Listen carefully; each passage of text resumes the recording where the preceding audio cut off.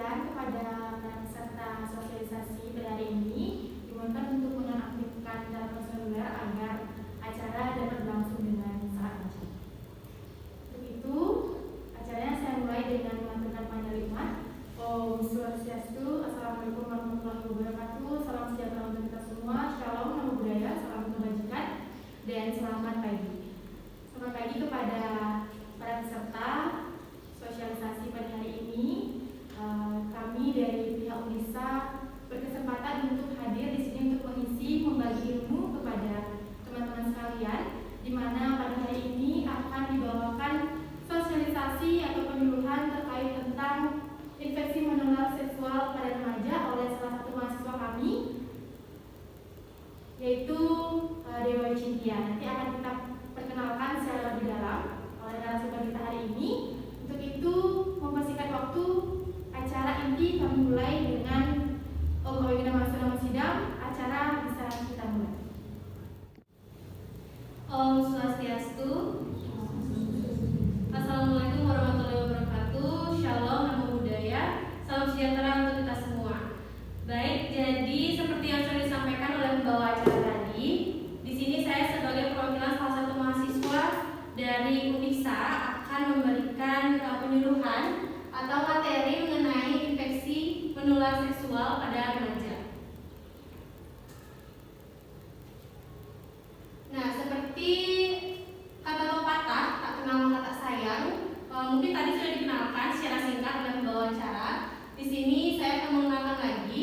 Nama saya Dewa Ayu Cintia Puspasaitri. Saya sebagai mahasiswa semester 4 Prodi 3 Kebidanan, Fakultas Kedokteran Universitas Pendidikan Indonesia. Nah, untuk wajah saya bisa dilihat di sebelah sana karena saya menggunakan masker, jadi bisa dilihat saya di foto. Nah, tanpa berbasa-basi, sekarang kita akan mulai ke pembahasan awal dulu.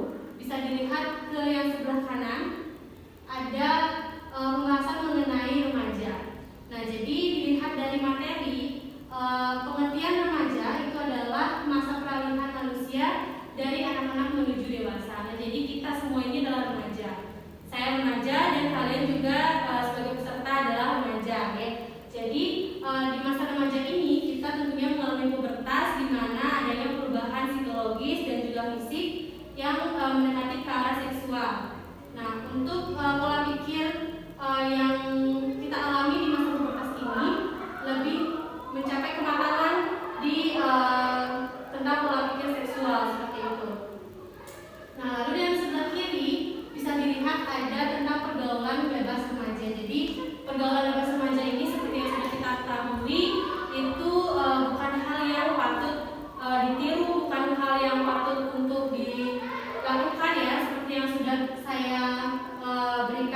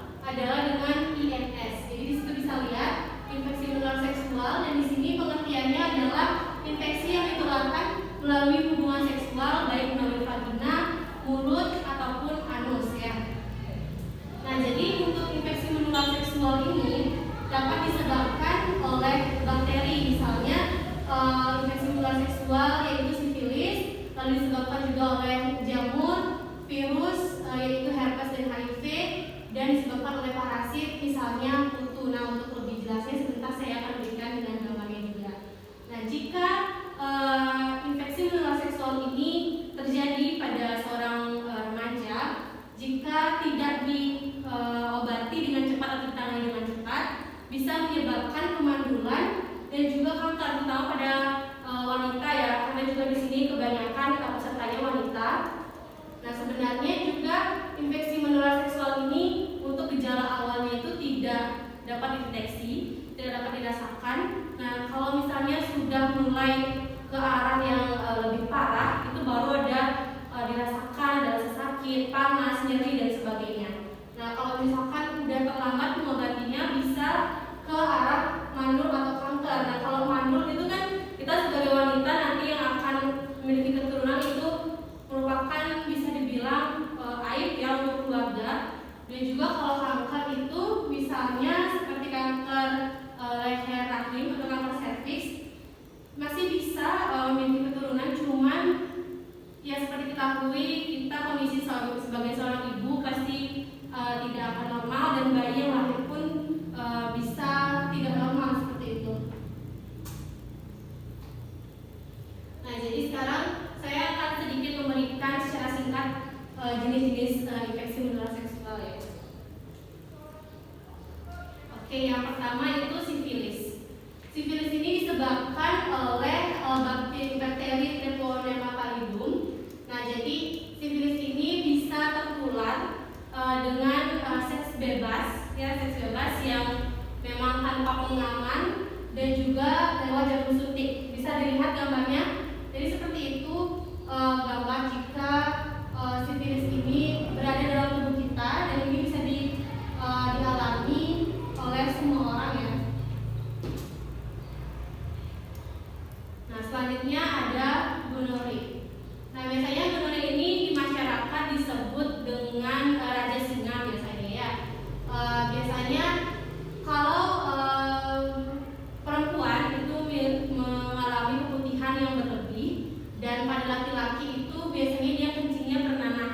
Bisa dilihat di sana ada ilustrasinya ya, ada animasinya. Dan gonore ini disebabkan oleh bakteri Neisseria gonore. Bisa dilihat seperti itu jika terkena infeksi menular seksual. Nah, selanjutnya ada penyakit HPV atau Human Papillomavirus. Nah, jadi HPV ini bisa menimbulkan penyakit seperti kutil kelamin hingga kanker leher rahim atau kanker serviks. Nah, jadi untuk kanker serviks ini sangat-sangat berbahaya ya untuk kita, terutama untuk wanita. Nah, kalau di kulit dia seperti ini biasanya. Ada bintik-bintik yang mengandung nanah seperti itu. Ini bisa lewat jarum suntik juga bisa.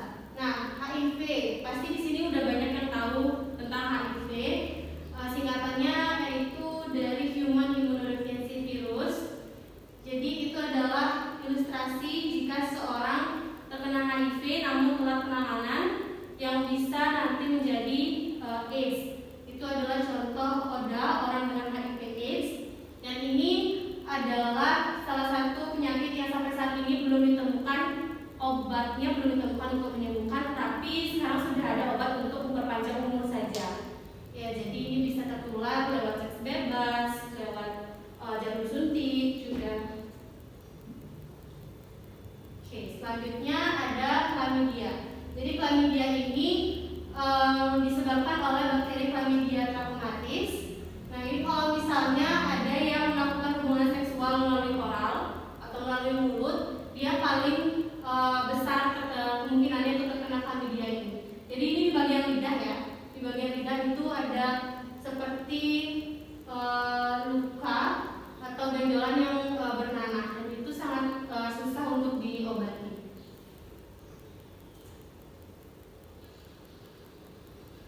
Selanjutnya ada trichomoniasis. Nah, jadi trichomoniasis ini adalah suatu parasit ya. Jadi misalkan kita sebagai seorang wanita yang berhubungan atau memiliki hubungan seksual bebas dengan laki-laki yang juga membawa bakteri atau parasit ini, maka nanti parasit itu akan tetap berada di leher rahim kita, di serviks kita, dan itu akan berkembang terus dan juga dapat menyebabkan kanker atau masalah-masalah yang lebih parah lainnya.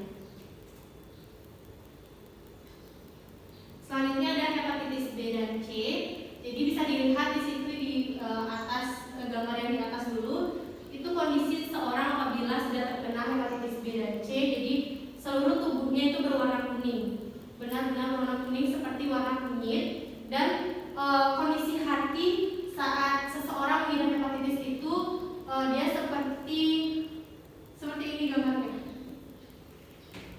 Jadi itu sangat parah ya, susah untuk diobati jika sudah memang kena hepatitis B.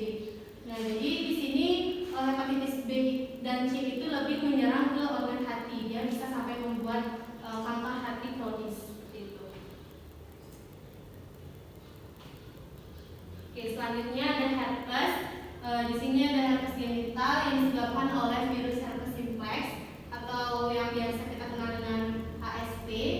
Nah, jadi di sini contohnya pada alat kelamin pria ya, bisa dilihat di situ jika alat kelamin pria terkena herpes. Nanti kalau misalnya kalian yang sudah suatu saat nanti sudah memiliki pasangan, jika melihat kondisi seperti ini bisa diajak untuk mengecek ke tenaga kesehatan terlebih dahulu ya. Oke, selanjutnya ada LGV. Nah, LGV ini disebabkan oleh virus Chlamydia trachomatis. Memang sama dengan penyakit yang sebelumnya tadi, ada Chlamydia, tapi ini berbeda jenisnya.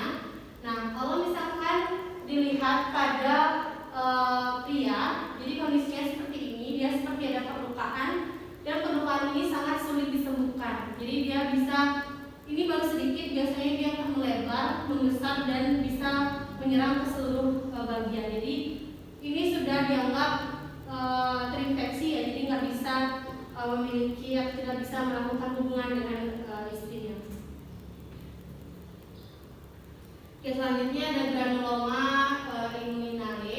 Jadi di sini penyebabnya adalah bakteri. Nah, bakteri yang disebabkan itu adalah bakteri Klebsiella granulomatis. Nah, jadi dilihat di sini ya. Ini adalah kulit dari alat kelamin, baik itu pria dan wanita juga bisa terkena ini. Hampir sama seperti penyakit yang sebelumnya. Nah, oke, jadi untuk jenis-jenisnya mungkin itu saja yang itu aja udah sangat parah. Jadi jangan sampai kita para remaja terkena dan bisa membuat masa depan kita jadi suram ya. Jadi untuk teman-teman semua, aku di sini mau kasih tahu gejala IMS. Kita semua nggak ada mengharapkan kita kena gejala ini, tapi jika mungkin ada teman atau keluarga sekitar yang bercerita tentang keluhan-keluhan, mungkin bisa diajak untuk cek ke dokter atau ke rumah sakit ya.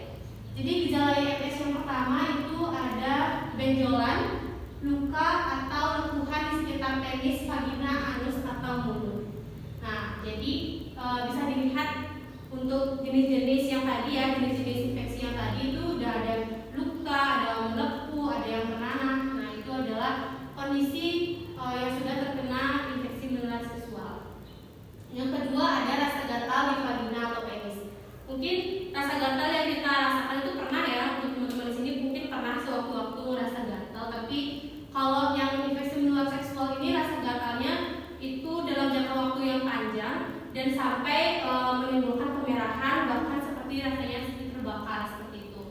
Lalu selanjutnya ada rasa terbakar dan nyeri ketika buang air kecil atau berhubungan intim. Selanjutnya keluar cairan dari penis, kencing nanas seperti raja singa tadi, gonore, atau vagina, di vagina yaitu keputihan. Keputihan itu dalam kondisi yang berlebihan dan kondisinya yang tidak wajar, seperti dia berwarna pekat, baunya juga keras dan menimbulkan gatal, itu sudah mengarah ke infeksi menular seksual. Selanjutnya ada nyeri di perut bagian bawah, lalu sampai demam menggigil ya. Seperti yang sudah kita ketahui, kalau kita terkena infeksi, tidak hanya infeksi di seksual, di bagian tubuh lainnya juga pasti tubuh kita akan merespon infeksi tersebut sehingga demam ya, seperti itu. Langsung ada pembengkakan juga, pembengkakan kelenjar getah bening atau benjolan di selangkangan, dan adanya ruang kulit di badan, tangan atau kaki.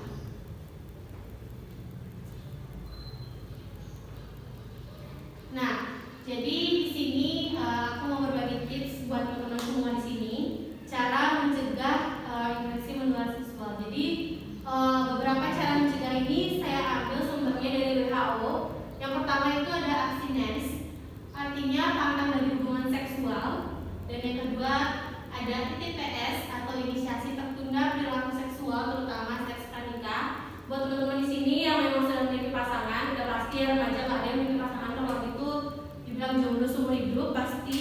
Kalau udah punya pasangan, udah ada diajak untuk melakukan hubungan seks, itu dipikir-pikir dulu, jangan langsung mau, karena itu pasti sangat berbahaya untuk kedepannya nanti.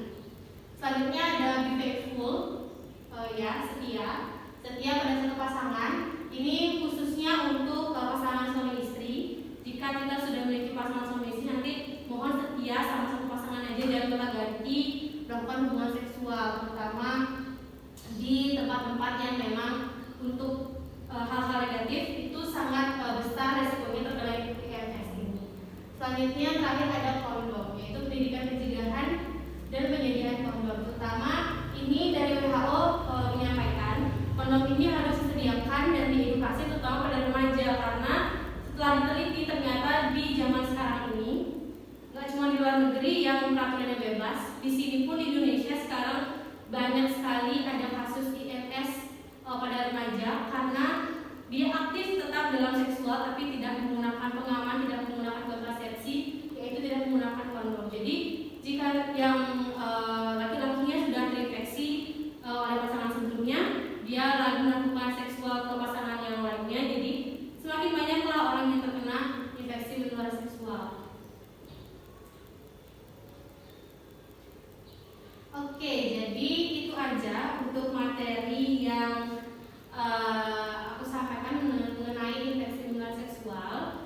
Jadi tadi kan sudah ada hard copy materi yang dibagikan oleh rekan saya.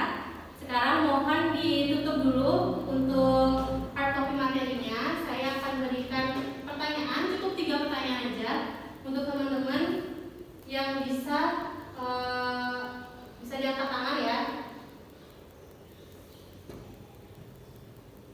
Oke, udah siap teman-teman untuk pertanyaannya? Nanti kalau yang bisa angkat tangan aja langsung ya.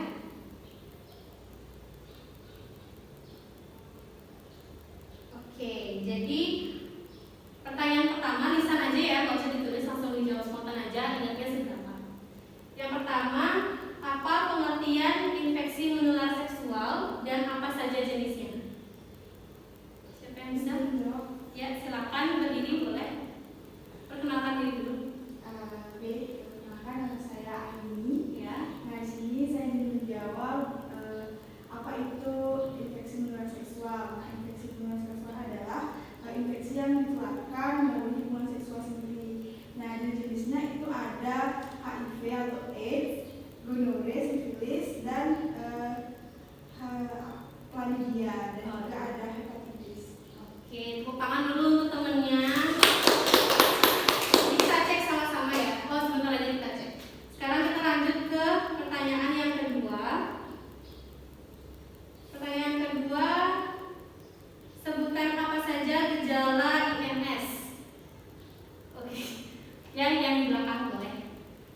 Silakan berdiri, perkenalkan Baik, perkenalkan nama saya Raisa. Jadi di sini saya ingin menjawab pertanyaan dari apa saja gejala dari infeksi menular seksual.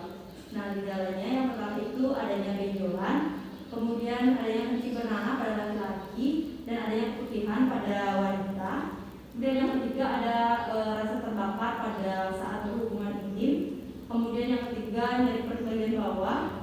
Yang keempat demam atau menggigil, dan yang terakhir ruam kulit di badan, tangan ataupun kaki. Oke, kasih tepuk tangan dulu buat Reza. Sebentar kita cek jawabannya sama-sama ya. Nah, ini pertanyaan terakhir. Sebutkan cara mencegah infeksi menular seksual. Oke, silakan.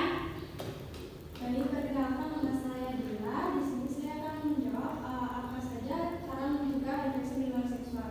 Cara mencegah infeksi menular seksual itu ada 4, yaitu abstinence, ITPS, be faithful, dan kondoms. Oke. Tepuk tangan dulu buat Dila. Yang lain sudah dijawab.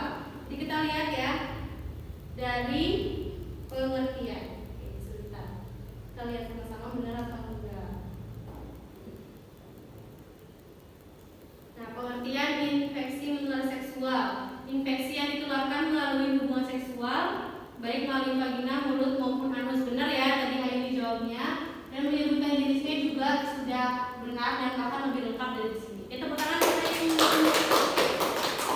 Selanjutnya ada gejala.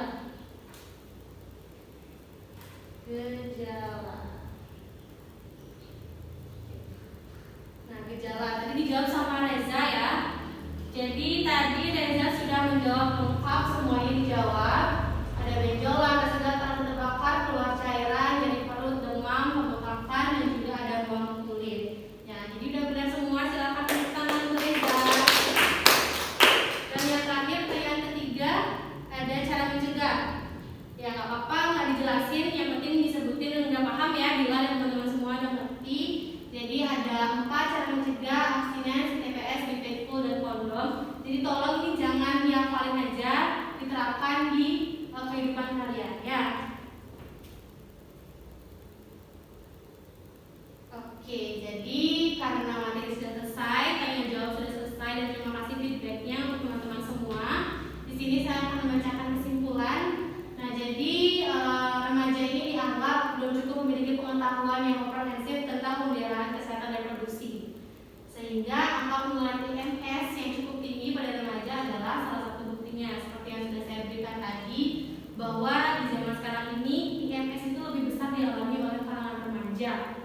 Nah, lalu maka dari itu untuk seluruh remaja agar tetap mengingat betapa pentingnya kesehatan diri sendiri, sehingga akan memberikan kesehatan pada orang sekitar kita juga. Baik, karena sudah selesai, saya ucapkan terima kasih atas perhatiannya untuk teman-teman semua. Terima kasih atas feedbacknya, dan terima kasih sudah mengikuti penyuluhan ini dengan baik. Saya mohon maaf apabila terdapat banyak kesalahan kata, pengucapan maupun informasi yang saya sampaikan tadi. Nah, jangan lupa untuk menjaga kesehatan, apalagi di situasi pandemi seperti ini ya. Saya tutup dengan parameter Santi, Om Santi Santi Santi Om.